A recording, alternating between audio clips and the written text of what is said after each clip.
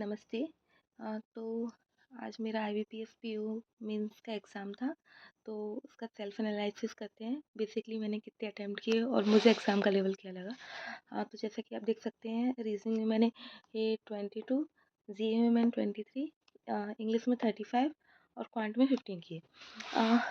The thing is, reasoning में मैंने ये एक पज़ल की और 1-2 नंबर का एक क्वेश्चन और किया था, जिसमें एक मीनिंगफुल वर्ड बनाना था, और 2 नंबर के सिर्फ मैंने ये क्वेश्चन किए, बाकी सारे मैंने 1 नंबर के क्वेश्चन किए।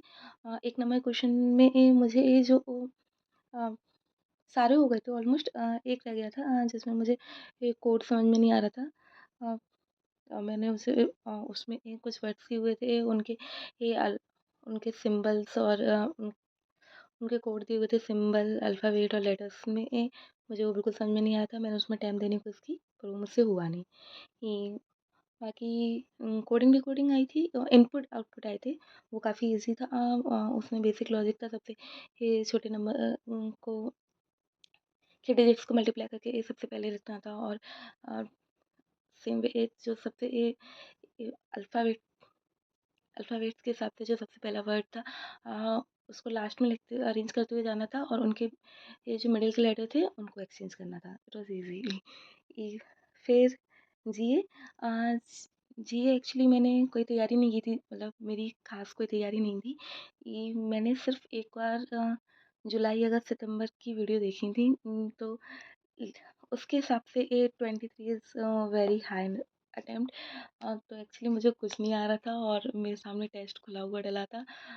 तो पैनिक में ये नॉट एक्चुअली पैनिक, मतलब मुझे ये 2 किसी क्वेश्चन में ये लग रहा है कि ये 2 ऑप्शन हो सकते हैं, और ऐसे कर के ये मैंने बहुत सारे अटेम्प्ट कर दिए, और अभी मेरी हिम्मत नहीं हो रही है कि मैं उनको चेक कर सकूँ।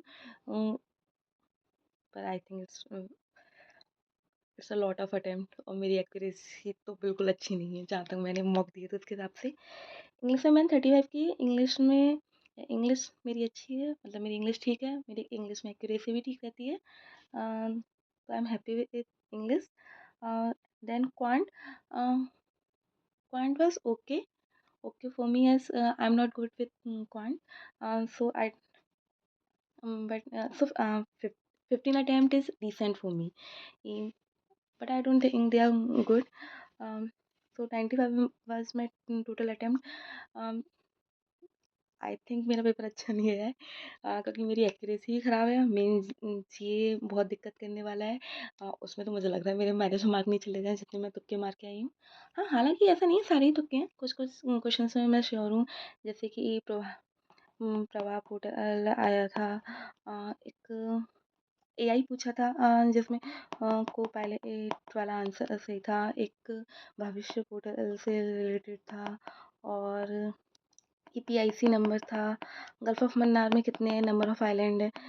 इस आंसर गल्फ ऑफ मन्नार वाले का इसको मैंने पहले टिक किया था, लेकिन फिर मुझे कॉन्फिडेंस नहीं आ रहा था, तो मैंने उससे रिमूव कर दिया था। फिर मैंने आज चेक किया तो वो सही था, पर क्या फ़ायदा, पेपर में तो अटेम्प्ट किया ही नहीं।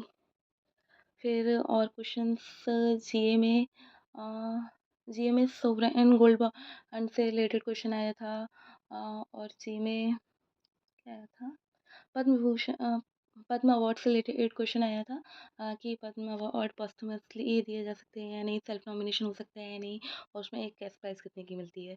और क्या क्वेश्चन था? अगर आपको जानने हैं जी के क्वेश्चन क्या थे, तो मैं एक लिस्ट बना सकती हूँ और कल मैं आपके साथ शेयर कर सकती हूँ, अगर आपको क्रॉस चेक करने हो और आपको अगर याद नहीं हो उनके क्या क्वेश्चंस थे तो। और इंग्लिश क्वांट वाज़ ओके।